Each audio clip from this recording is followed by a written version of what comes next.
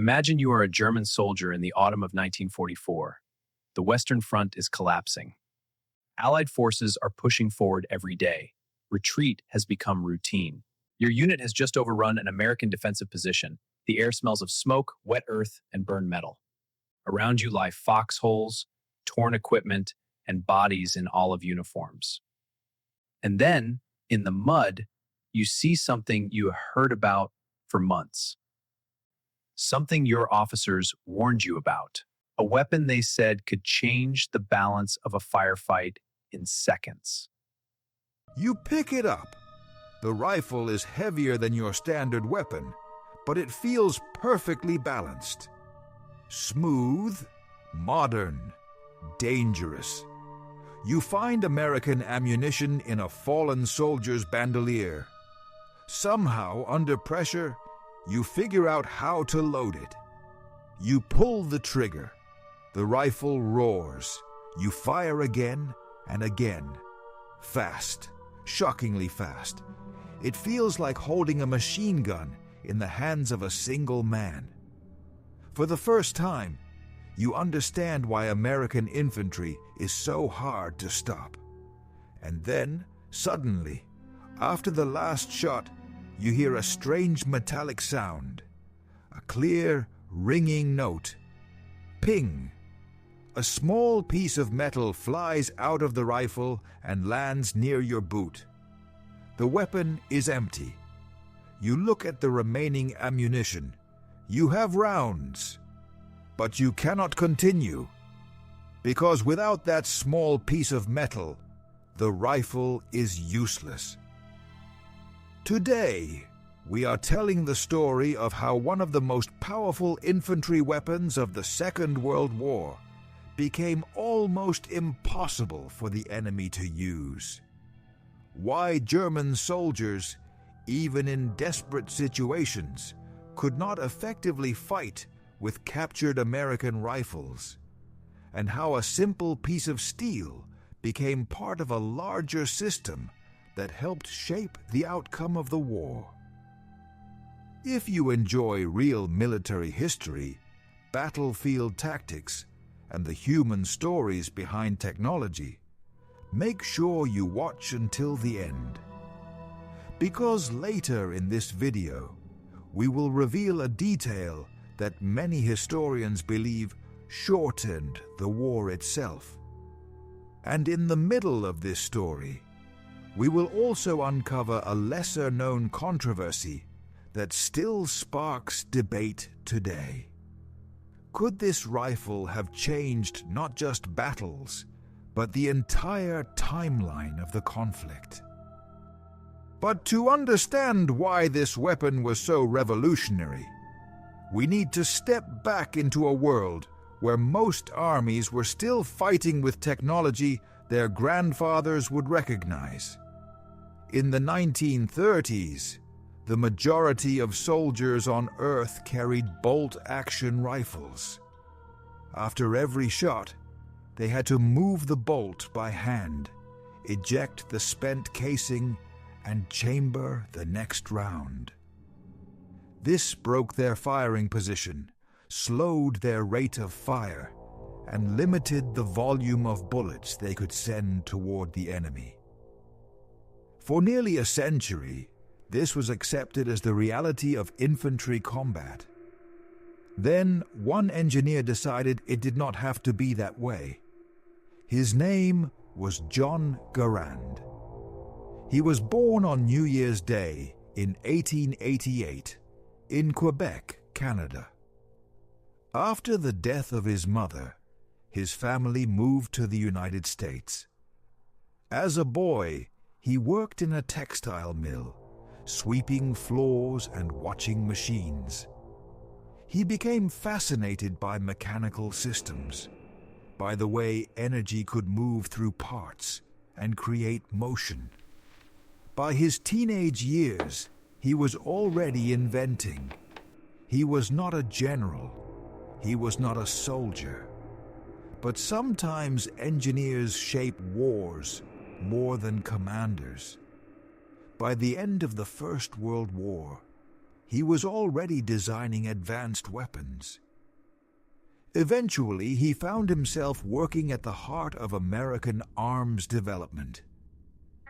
There, he was given a mission that seemed almost impossible. Create a rifle that would fire faster than any other, remain reliable in mud, cold, rain, and chaos, and be simple enough for an ordinary soldier to use under extreme stress. The work took years. Prototypes failed. Requirements changed. The Army forced him to redesign major parts again and again. Tests were conducted in the worst possible conditions. Still, he continued. By the early 1930s, the design was ready. And soon, it became the standard rifle of the United States Army. When American troops first entered combat with this weapon, their enemies were shocked.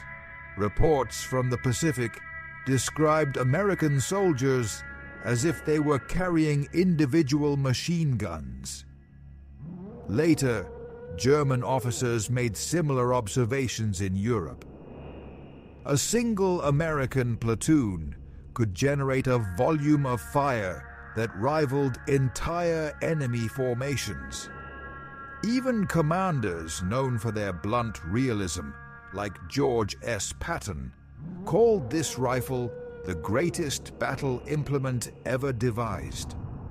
But its true power was not only in its semi-automatic action. The real secret was something far simpler, something small, something almost invisible. And in the next part, we will reveal the critical feature that made this rifle devastating in American hands, and nearly useless in German ones. Think the M1 Garand is just a powerful rifle?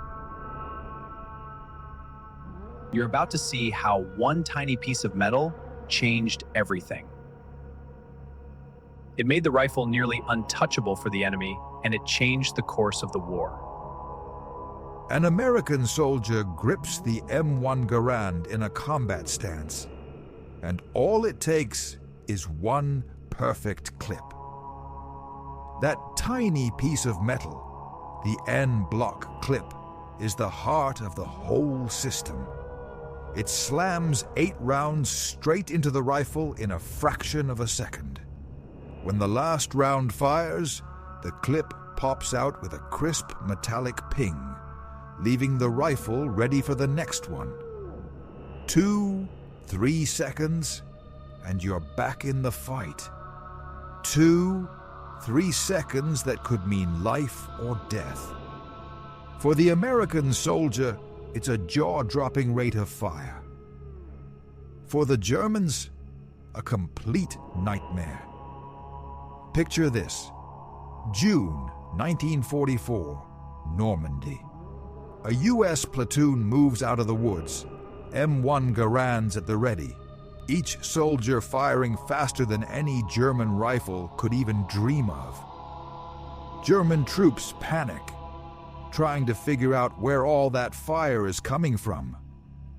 One platoon, a couple of guys with Browning automatic rifles and M1s, and it feels like they're up against an entire company. Every second counts, and this is where that tiny clip and the system around it shows its true magic. For a German soldier, picking up a Garand was like getting a Ferrari without the keys. They knew it was a beast. They had seen the carnage it could unleash. They tried using it, even in desperate situations. But without the U.S. supply system, without preloaded clips, the M1 Garand became just a heavy chunk of steel and wood. You could find the ammo, maybe, but how do you load it properly? German soldiers tried 1 round at a time. Too slow, too complex under fire. The rifle simply wouldn't work the way it was supposed to. Meanwhile, Americans kept tearing through positions with speed, precision, and volume of fire. And here's the real secret to American dominance. It wasn't just a fast rifle, it was a system. Logistics, ammo, clips, trained soldiers, all working together. The En-Bloc Clip didn't just make reloading faster, it guaranteed every soldier was combat ready instantly. When the rifle went empty, you didn't waste a second. Slam a new clip in, and you're back in business. No German rifle of the era could match that synchronized, instantaneous firepower. Yes, that legendary ping, the sound of the clip ejecting. Many stories claim it gave away the soldier's position. The truth? Complete nonsense. On a battlefield of artillery, machine guns, explosions, and shouting, that sound gets lost instantly. Even if an enemy did hear it, it was mere seconds before the soldier fired again. Ping was never a liability. It was a symbol of efficiency. By mid-war, American infantrymen were firepower machines. Every squad could unleash volume rivaling entire enemy units just because of the rifle and its clips. German reports were stunned. "How can they shoot that fast?" they wrote. They tried to replicate it. Gewehr 41, Gewehr 43, but their rifles jammed, clips got tangled, the rate of fire lagged. Meanwhile, the Garand kept dominating. And here's the kicker. John Garand, the genius behind it all, never got rich. Every patent went to the US government. He drew a modest civil service salary. He watched his rifle change the course of battles, save lives, and frustrate enemies. And in this simplicity, this tiny piece of steel, lay sheer brilliance. The rifle belonged to the soldier, the system, and the nation. Nobody else.